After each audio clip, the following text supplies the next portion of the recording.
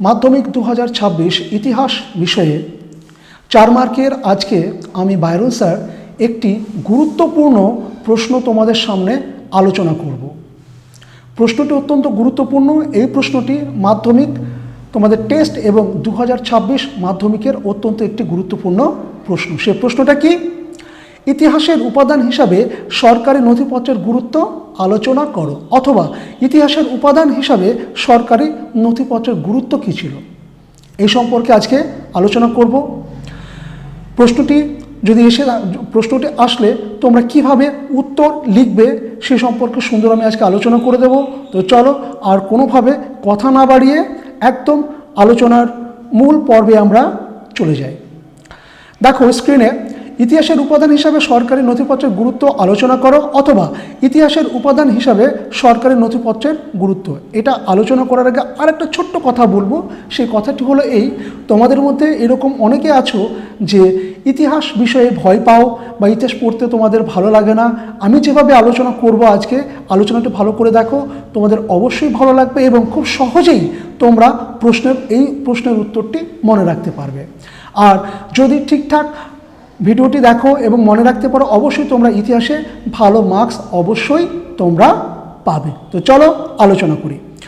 ভূমিকা কী আছে? সরকারি নথিপত্র ইতিহাসের অন্যতম একটি গুরুত্বপূর্ণ উপাদান, যা প্রশাসনিক কার্যক্রম, আইন, নীতি এবং ঐতিহাসিক ঘটনাবলীর বিশদ বিবরণ সংরক্ষণ করে। দেখো, নথিপত্র মানেই কোনো জিনিসকে সংরক্ষণ করে রাখা, কোনো জিনিসকে লিপিবদ্ধ করে রাখা। সেটা সরকারি হতে পারে, সেটা বেসরকারি হতে পারে, এবং সেটা ইতিহাস জানার জন্যে বা ইতিহাসের উৎসের তথ্য হিসাবে অত্যন্ত গুরুত্বপূর্ণ। 1 নম্বর, প্রশাসনিক ও রাজনৈতিক ইতিহাসের উৎস। দেখো, প্রশাসনিক ইতিহাস কোনগুলো? যেমন ধরো, আমাদের ভারতবর্ষে ইংরেজ তাদের শাসন কাঠামো কেমন ছিল সে সম্পর্কে যে আমরা ইতিহাসটা জানবো, সেটা হচ্ছে কি প্রশাসনিক ইতিহাস। আর রাজনৈতিক ইতিহাস কোনটা? যেমন ধরো, মুঘল সম্রাট আকবর আছে, ঔরঙ্গজেব আছে, বা পরবর্তীকালে যে শাসকগুলো ছিলেন তাদের যে রাজনৈতিক কার্যকলাপ কীরকম, এক দেশের সঙ্গে আরেক দেশের যুদ্ধ, বা একটা রাজ্যের সঙ্গে আরেকটা রাজ্যের যুদ্ধের ফলাফল কী হয়েছিল, সন্ধি কী ছিল, এই যে বিষয়গুলো, এই বিষয়গুলোকে বলা হচ্ছে রাজনৈতিক ইতিহাস। এটাও কিন্তু লিপিবদ্ধ আকারে পাওয়া যায়। অর্থাৎ প্রশাসনিক এবং রাজনৈতিক ইতিহাস লিপিবদ্ধ না থাকলে তোমরা কিন্তু এই ইতিহাস ভালোভাবে রপ্ত করতে পারবে না। তাই ইতিহাস ভালোভাবে রপ্ত করতে গেলে, ভালোভাবে বুঝতে গেলে সরকারি নথিপত্র কিংবা বেসরকারি নথিপত্র, সব কিছু নথিপত্রের উপরেই তোমাদেরকে নির্ভর করতে হবে। 2 নম্বর, অর্থনৈতিক ইতিহাসের বিশ্লেষণ।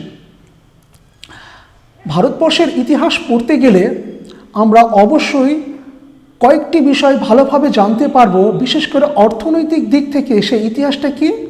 অর্থনৈতিক ইতিহাস। যেমন সম্পদের বহির্গমন। আমাদের ভারতের জাতীয়তাবাদী নেতা দাদাভাই নওরোজি তার property and earn British rule in India গ্রন্থে ভারতের প্রথম সম্পদের নিষ্কাশন বা সম্পদের বহির্গমন, এই তত্ত্বটি তিনি কিন্তু আলোচনা করেছেন। অর্থাৎ ইংরেজ সরকার আমাদের ভারতবর্ষ থেকে প্রচুর পরিমাণে অর্থ সে তার নিজ মাতৃভূমি ইংল্যান্ডে নিয়ে যায়। এই যে ঘটনাটা, এই যে তথ্য, এই যে পরিসংখ্যান, এটা কিন্তু দাদাভাই নওরোজি তার গ্রন্থে স্পষ্টভাবে উল্লেখ করেছেন। অর্থাৎ এটাও কিন্তু একটা লিপিবদ্ধ ইতিহাস।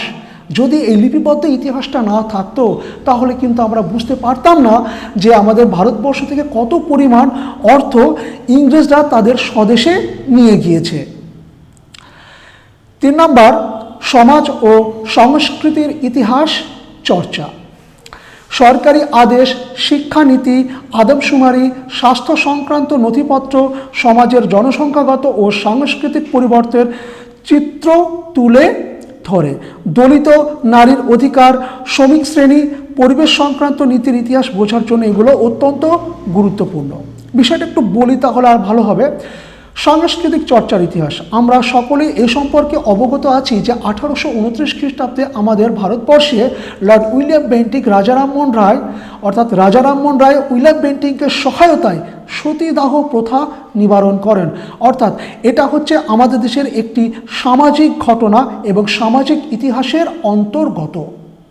তাহলে 1829 খ্রিস্টাব্দে সতীদাহ প্রথার বিলুপ্তি কে? রাজা রামমোহন রায় লর্ড উইলিয়াম বেন্টিংকে সহায়তায় করলেন। তারপরে যদি আমরা দেখি 1856 খ্রিস্টাব্দে ঈশ্বরচন্দ্র বিদ্যাসাগর আমাদের ভারতবর্ষে বিধবাদের পুনর্বিবাহ আইন চালু করার জন্য যে কাজ করেছেন, অর্থাৎ তার হাত ধরেই বিধবাদের পুনর্বিবাহ আইনটা চালু হয়। তাহলে এটাও কিন্তু আমাদের একটি দেশের সামাজিক ইতিহাস, এটারও কিন্তু সরকারি নথিপত্র আছে। তাহলে সরকারি নথিপত্র আছে, কেমনভাবে সেখানে করা হয়েছে এই সম্পর্ক জানার জন্য অবশ্যই আমাদেরকে সরকারি নথিপত্রগুলো ভালো করে জানতে হবে। আন্তর্জাতিক ও কূটনৈতিক সম্পর্ক। আন্তর্জাতিক কেমন? যেমন বর্তমানে যদি আমি বলি ভারতের সাথে আমেরিকার যে কূটনৈতিক সম্পর্ক, এটাকে বলা হচ্ছে আন্তর্জাতিক কূটনৈতিক সম্পর্ক। অর্থাৎ একটি রাষ্ট্র বা একটি দেশের সঙ্গে যখন পৃথিবীর অন্য কোনো দেশের সম্পর্ক হয়, সেটা কূটনৈতিক হতে পারে, সেটা অর্থনৈতিক হতে পারে, সেটা রাজনৈতিক হতে পারে, বিভিন্ন। তাহলে তার যে একটা রেকর্ড, তার যে একটা দলিল, তার যে একটা নথিপত্র, সেটাকে কিন্তু উভয় দেশই রাখে। তাই এই আন্তর্জাতিক ও কূটনৈতিক সম্পর্কের ক্ষেত্রে সরকারি নথিপত্র জানতে হলে আমাদেরকে কি করতে হবে? সরকারি আর্কাইভ, অর্থাৎ সরকারি যেখানে সংরক্ষণ করে রাখা আছে সেখানে আমাদেরকে দেখতে হবে, খুঁজতে হবে, এবং আমরা তাহলে সেই সময়কার ইতিহাসটা ভালো করে জানতে পারবো। কি আছে? বিভিন্ন চুক্তি, পররাষ্ট্রনীতি ও রাষ্ট্রীয় সম্পর্কের বিবরণ থেকে আন্তর্জাতিক সম্পর্ক ও কূটনৈতিক ইতিহাস বিশ্লেষণ করা সম্ভব। যেমন 1976 খ্রিস্টাব্দে ভারত এবং বাংলাদেশে যখন স্বাধীনতার যুদ্ধটা হয়, বাংলাদেশ যখন জয়লাভ করে, তখন কিন্তু আমাদের ভারতের সেনাবাহিনী কিন্তু ভালো তাদেরকে সাপোর্ট করেছিল, এবং তাদের সেই সাপোর্ট করার যে কাহিনী বা ঘটনা সেটাও কিন্তু লিপিবদ্ধ করা আছে, এবং সরকারি নথিপত্র হিসাবেই সেগুলো ইতিহাসের উপাদান হিসাবেই তাদেরকে উপস্থাপন করা হয়। আর কি আছে? ভারত পাকিস্তান সম্পর্ক, চীন ভারত যুদ্ধ, জাতিসংঘে ভারতের ভূমিকা ইত্যাদি সম্পর্কে সরকারি নথিপত্র বা নথি বিশদ তথ্য দেয়। উপসংহার।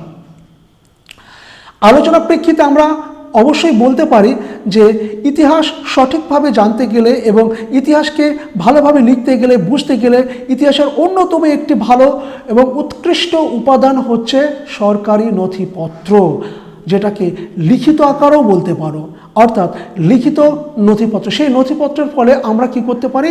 ইতিহাসগুলো ভালো করে জানতে পারি, যা পরবর্তীকালে ইতিহাস চর্চার ক্ষেত্রে অন্যতম একটি গুরুত্বপূর্ণ মাধ্যম হচ্ছে সরকারি নথিপত্র। প্রিয় ছাত্রছাত্রী, ভিডিওটি তোমাদের কেমন লাগলো অবশ্যই তোমরা কমেন্টস করে জানাবে। আর হ্যাঁ, যারা চ্যানেলে নতুন তারা অবশ্যই ভিডিওটিকে লাইক ও সাবস্ক্রাইব করবে, আর পাশে থাকা বেল আইকনটি প্রেস করে দেবে, জানো তোমরা সমস্ত ভিডিও তোমাদের নোটিফিকেশনে পেয়ে যাও। দেখা হচ্ছে পরবর্তী ভিডিওতে, ততক্ষণ তোমরা ভালো থেকো, সুস্থ থেকো, ধন্যবাদ।